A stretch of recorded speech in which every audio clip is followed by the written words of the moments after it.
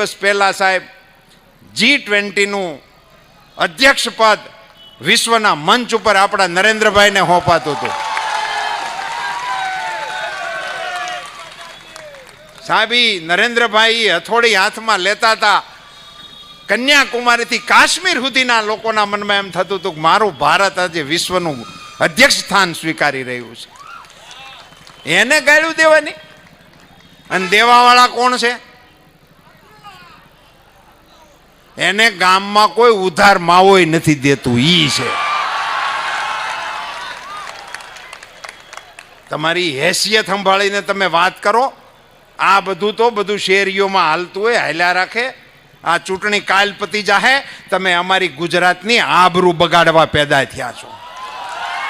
આ ગુજરાત છે, આ મહાત્મા ગાંધીનું ગુજરાત છે, આ સરદાર વલ્લભભાઈ પટેલનું ગુજરાત છે, આ જલારામ જોગીનું ગુજરાત છે, આ આપા ગીગાનું ગુજરાત છે.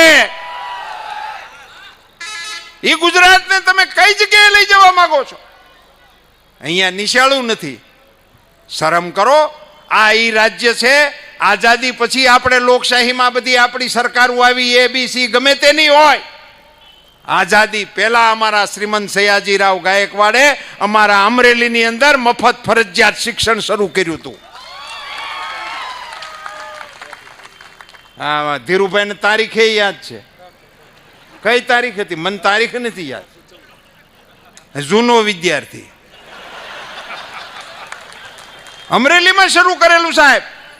અને સાહેબ સયાજીરાવ ગાયકવાડના શિક્ષણની અંદરથી આ દેશનું બંધારણ લખે ને એવા બાબા સાહેબ આંબેડકરને પ્રગટ કરવાનું કામ ગુજરાતની શિક્ષણ વ્યવસ્થાએ કર્યું છે. ન્યા આવીને તમે અમને નિહાળ્યું ઉપદેશ આપશો.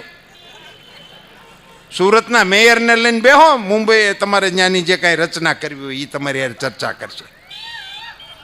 ગુજરાતની વાત તમે ના માંડી શકો. આ રાજ્યની અંદર સાહેબ નરેન્દ્રભાઈ મોદીએ શાળા પ્રવેશોત્સવ દાખલ કર્યો. 32% જેટલો ડ્રોપ આઉટ રેશિયો હતો.